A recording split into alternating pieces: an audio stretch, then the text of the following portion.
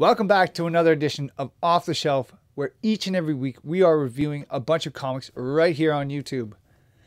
We try to keep these as spoiler-free as possible and as kid-friendly. So, with all that out of the way, let's just get going with this.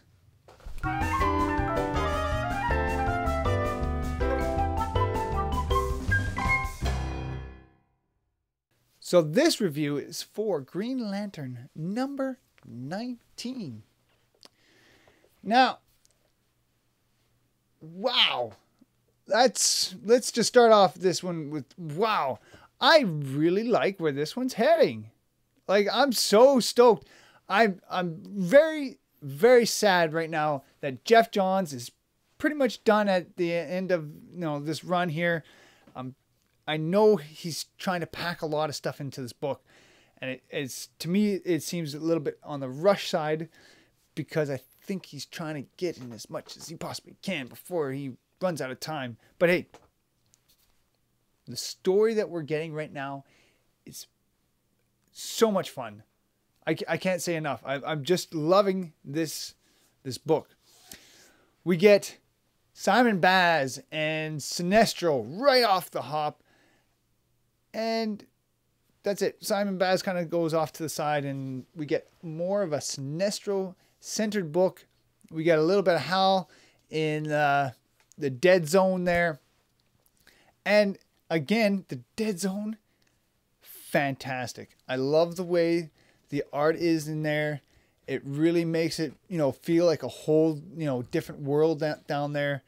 Really liked it. Really, really did. The first Lantern, it's kind of getting to be a little bit strange.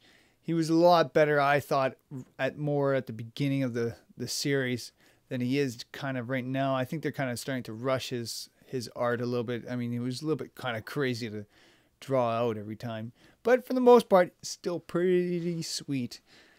And we get to see how Sinestro really starts to play into this, and what it means for the first Lantern, and how his connection is between the first Lantern and Sinestro and his homeworld. And man, does it ever play into that. And I am just absolutely on the edge of my seat to see what's coming next. We get a nice background here again of Sinestro. Pretty much his whole life kind of flashing before his eyes, and the first Lantern really just pulling him apart, right on that core level of who Sinestro is. And I'm just loving this. I can't tell you how much I'm so stoked. The art here is pretty good. There's a splash page right in the middle of this book that it's not the greatest thing I've ever seen in my entire life. We get that, like, again, we go back into that Dead Zone, and the art there is fantastic. I love the way it's portrayed in the book here. We also get some really big moments and some pretty big game changers during this book as well. And again, just excited, right on the edge of my seat.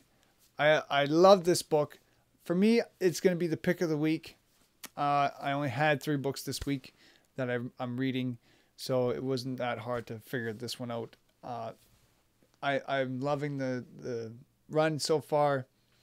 I had no complaints. It is a little bit rushed, and to be honest with you, I'd probably still just give this book a kind of just a little bit over a 4, kind of reaching into the 5 out of 5 territory. So it's not, huge for me, but I'm suggesting everybody go and check this out. We only got a few more issues left with Geoff Johns writing this book, and his team. So go check it out. Well worth it. And that was for Green Lantern number 19. So that's it this week. Thank you guys for watching. go check out my other reviews. They're right here. See, look. Wow, yeah, I know. That's pretty nice, eh? So go check them out. You can go click on any one of those and check those videos out. So, that's right. That's it for this week.